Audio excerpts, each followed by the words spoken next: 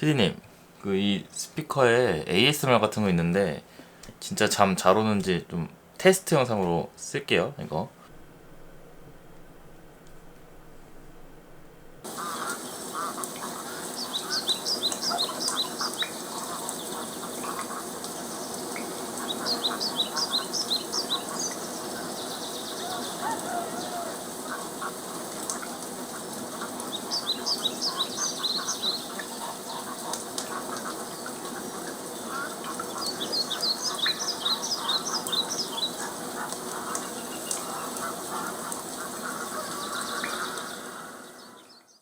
안녕하세요, 연두입니다. 자, 저번에 예고했던 대로 오늘은 영상으로 다루진 않았지만 2021년 한 해 동안 제가 개인적으로 사용하면서 만족했던 제품들을 소개하는 시간입니다. 제가 올해부터 유튜브 채널을 운영하면서 제 영상을 보시는 분들께 추천드릴 수 있을 만한 제품이 뭐가 있을까 좀 고민을 많이 하면서 나름대로 제가 많이 구매해서 다양한 제품들을 써보고 있었거든요. 그래서 연말인 겸 그리고 또 한 해를 정리하는 그런 마음가짐으로 많지는 않지만 5가지 정도 제품을 소개해 드리려고 합니다. 재밌게 봐주셨으면 좋겠고요. 바로 시작하겠습니다.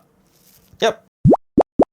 자, 첫 번째 아이템은 바로 여기 있는 굿밸류 아이패드 마그네틱 거치대입니다. 이 제품은 제가 아이패드 프로 언박싱 때 아마 잠깐 보여드렸던 제품인 것 같은데, 그때는 사용한 지 얼마 안 돼서 제가 뭐 간단하게 보여드리는 식으로만 이렇게 소개를 했었는데, 이게 쓰면 쓸수록 정말 괜찮은 것 같은 느낌이라 언젠간 리뷰를 해봐야지 라는 생각에 가지고 나왔습니다. 일단 어떤 제품인지 먼저 설명을 드리자면은, 거치대 자체에 자석이 있고 아이패드를 자석으로 이렇게 착 해서 이런 식으로 거치해서 사용할 수 있는 제품이에요. 이걸 산 이유가 아무래도 책상에 있는 모니터는 높은데 아이패드는 일반 케이스를 사용하면은 약간 고개를 이렇게 계속 구부려야 되잖아요. 이게 좀 많이 불편하더라고요. 목 건강에도 안 좋고. 그리고 아이패드 특성상 화면을 가로뿐만 아니라 세로로도 이렇게 사용을 할 때가 있잖아요. 근데 이런 제가 쓰는 이런 일반적인 커버 케이스 같은 경우에는 이렇게 세로를 놓고 쓸 수가 없잖아요. 이렇게 넘어지거든요. 근데 이거는 이렇게 거치를 하고 이렇게 패드를 돌리면서 내가 원하는 방향으로 쓸 수 있는 게 진짜 편하더라고요.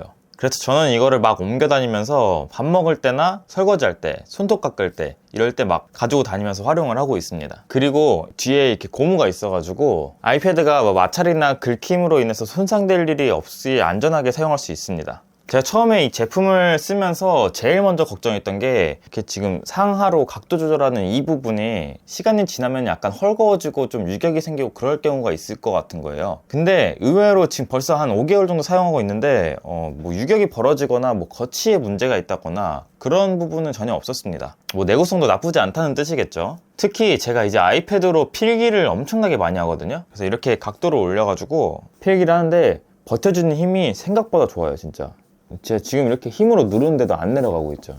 근데 살짝 아쉬운 거는 이 아래에 이제 버텨주는 고무가 조금만 더 마찰이 셌으면 어땠을까 하는 좀 생각이 들더라고요. 이게 가끔 필기라면 제가 필기압이 좀 세서 살짝씩 밀려나는 그런 느낌이 조금 있어요. 뭐 심하진 않지만. 그리고 제가 뽑기를 잘못해서 그런 건지 이게 약간 살짝 균형이 안 맞아요. 근데 이건 제품의 문제가 아니라 제가 산 거에 이제 뭐 불량이거나 뭐 그런 거겠죠. 그래서 이건 단점이라 보기엔 조금 애매한 것 같은 느낌이에요. 아무튼 정말 만족하면서 오랫동안 쓸 수 있을 것 같은 제품입니다. 자, 두 번째 아이템은 바로 앵커사의 사운드코어 웨이키 블루투스 스피커입니다. 제가 항상 촬영할 때 이렇게 배경에서 시계처럼 이렇게 있던 제품이죠. 이 제품이 시계처럼 보이지만은 사실은 블루투스 스피커였다는 거. 제가 예전에 방을 한번 뒤집으면서 이 선반 하나를 샀는데 너무 위가 허전한 거예요. 그래서 뭔가 좀 올려놨으면 좋겠다 생각하면서 찾다가 발견한 제품인데 이 스피커 참 이쁘지 않나요, 이거? 이 제품의 부재가 배드사이드인데 왜 배드사이드라고 하냐면은 시계, 스피커, 알람, 무선 충전까지 한 곳에서 다 해결할 수 있는 스피커거든요. 그렇기 때문에 꼭 스피커로 사용하지 않아도 뭐 인테리어로 사용하거나 아니면 일상생활에서도 활용할 수 있다는 점이 정말 매력적인 제품이었습니다. 물론 스피커로서 가장 중요한 그 음질, 스피커의 성능도 굉장히 훌륭합니다. 제가 들었을 때는 저음부터 고음까지 정말 밸런스가 좀 잘 잡힌 사운드를 들려주는데 거기다가 약간 베이스가 조금 더 얹어진 그런 느낌이었어요. 한번 들어보실까요?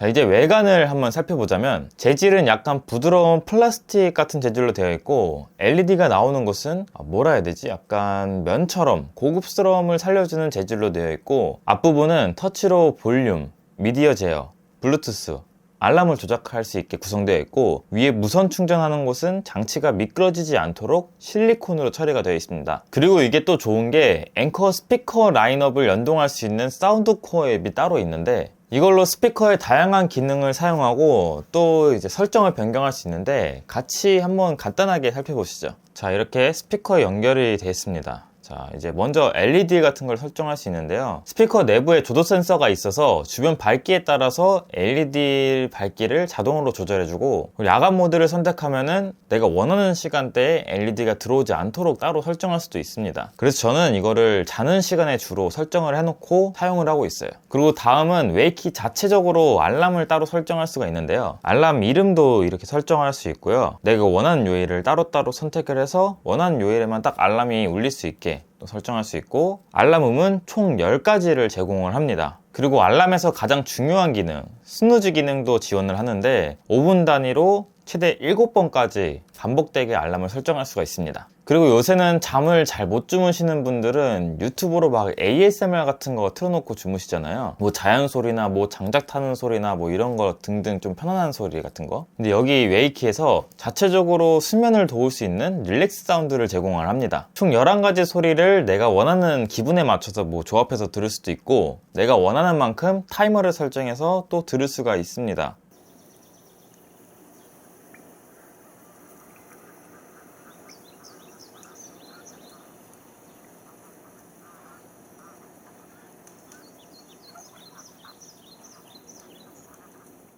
저는 워낙 좀 잠이 많고 그리고 좀 머리만 대면은 자는 스타일이라서 많이는 안 써보긴 했어요. 근데 아무튼 잠을 잘 못 주무시는 분들은 좀 유용하게 사용할 수 있지 않을까라는 생각이 듭니다. 제가 진짜 만족했던 제품이긴 하지만 단점도 있었어요. 이게 내장 배터리로 작동되는 게 아니라 뭐 항상 전원을 연결한 상태로 사용을 해야 돼서 이동에는 좀 제약이 있어요. 물론 저처럼 이렇게 침대 옆에 두고 쓰면은 뭐 이건 단점이라고 보기엔 조금 애매한 그런 거 있는데 가격이 조금 셌어요. 제가 아마 10만원 정도에 구매를 했었던 것 같은데 촬영날 기준으로 다시 가격을 검색을 해보니까 해외 직구 같은 경우에는 7, 8만원 정도 하고 그리고 국내 배송은 한 12만원대에 판매를 하고 있는 것 같아요. 뭐 가성비를 논할 제품은 아니라고 생각이 들지만 하나쯤은 있으면 좋은 제품이라고 생각이 듭니다.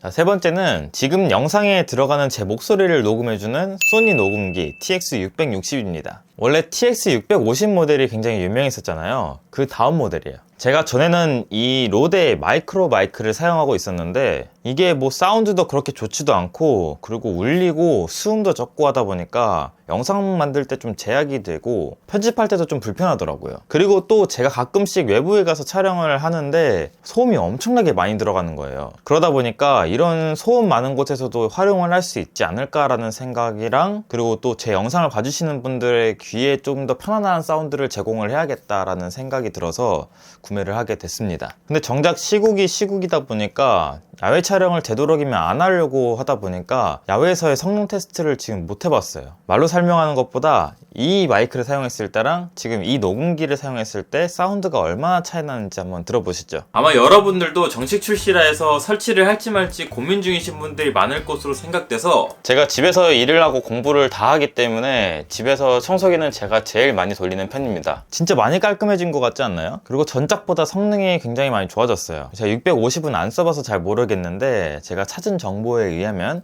일단 디스플레이가 41% 정도 더 넓어져서 화면을 더 크게 볼 수 있으니까 조작감이 좀 더 편해졌어요. 그리고 마이크 감도는 유지하고 배경소음을 줄여주는 새로운 마이크를 탑재했다고 합니다. 그리고 녹음이 진행 중인지 확인할 수 있는 이 녹음 램프가 더 밝아져서 녹음 중인지 확인할 때 좀 더 편리해졌다고 하네요. 그리고 제가 마이크를 어떻게 세팅해서 사용하는지 잠깐 보여드리자면은 마이크 감도는 낮음으로 되어 있고요. 스테레오 강조는 꺼놨습니다. 그리고 VOR은 끈 상태고요. 녹음 필터도 껐습니다. 이거는 제가 상황별에 따라 좀 다른 것 같아요. 실내에서 이렇게 조용한 공간에서 촬영할 때는 좀 끈 상태로 촬영을 하고 외부에 나갔을 때는 약간 소음이 있는 경우, 그럴 때는 로우 컷으로 좀 많이 사용을 하는 편이에요. 그리고 이게 녹음 환경을 선택하는 모드도 있는데 이게 조금 음질이 달라지는 게 느껴지긴 하는데 저는 막 다이나믹한 차이는 못 느끼겠더라고요. 이건 환경에 맞게 선택하시면 될 것 같습니다. 자, 다음 소개할 제품은 제가 최근에 사서 사용 중인 이 가마카이 TK68 키보드입니다. 제가 또 텐키리스 키보드를 정말 좋아하는데 이것보다 더 작은 키보드를 써보고 싶은 마음이 생기는 거예요. 근데 68배열 키보드들이 대부분 가격이 좀 비싸더라고요. 근데 제가 써보니까 나름 가성비 있게 잘 산 것 같아서 여러분들께 좀 소개해드리려고 가지고 나왔습니다. 일단 타건 한번 들려드릴게요.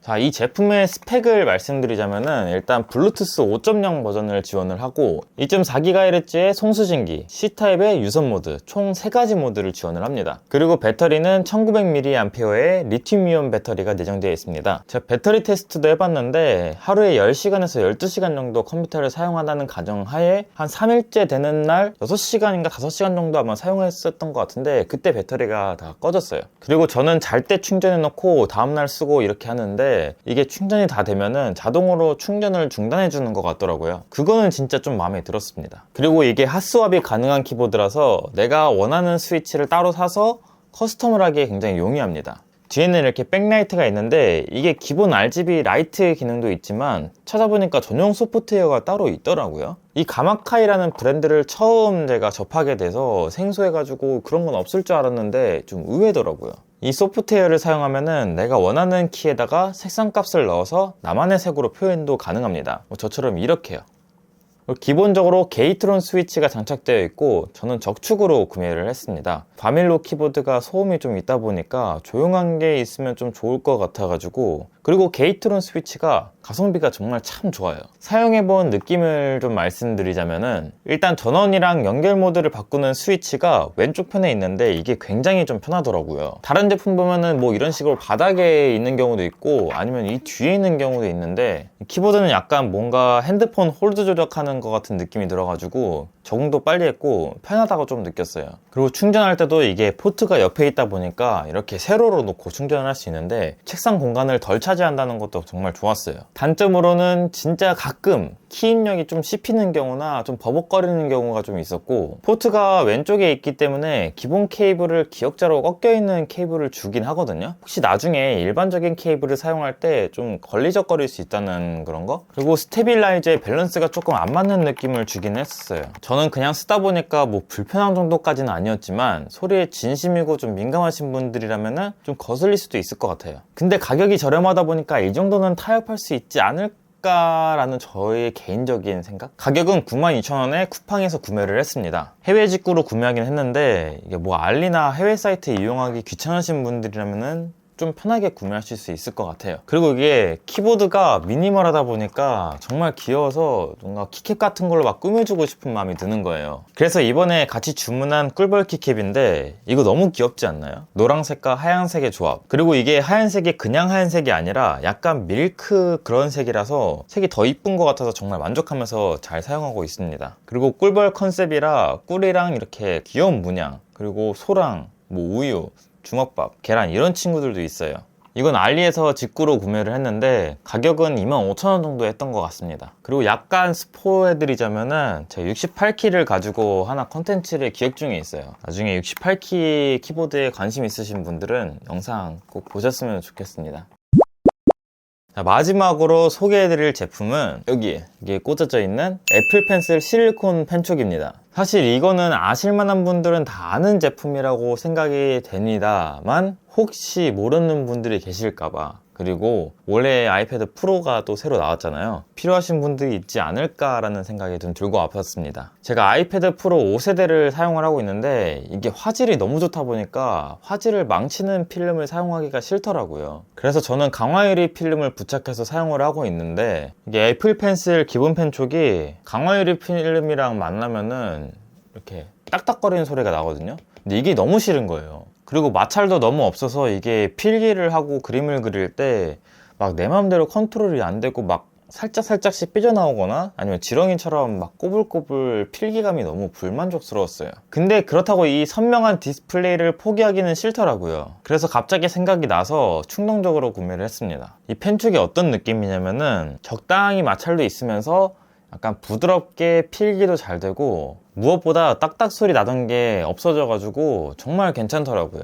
그리고 이게 구조가 약간 실리콘이 덧대어진 그런 구조인데 잘못하면 찢어질 수도 있거든요. 막 쓰고 뭐 오래 쓰고 하다 보면은. 근데 제가 이걸 테스트 해보려고 막 이렇게 비벼왔어요, 액정에. 근데 생각보다 뭐 많이 닳고 그러진 않은 것 같더라고요. 내구성도 나쁘지 않은 것 같습니다. 이 제품은 제가 알리익스프레스에서 구매를 했고 가격은 13,000원에서 15,000원 정도 했던 것 같아요. 근데 촉이 2B가 3개 오고 HB가 3개, 그리고 서비스로 검정색 2B 펜촉을 3개를 더 주더라고요. 총 9개인데 이거면은 거의 몇 년 쓰지 않을까라는 생각에 가성비도 따졌을 때도 엄청 좋은 것 같더라고요. 강화유리 필름 기준으로 2B의 느낌은 정말 약간 실리콘 펜촉을 쓰는 것 같은 마찰이 좀 있는 그런 느낌이고 되게 소프트해서 필기할 때 좀 좋은 것 같은 느낌이에요. 그리고 HB는 기본 펜촉의 느낌과 굉장히 유사하지만 액정에 펜을 딱 대면은 딱딱거리는 소음이 없어지고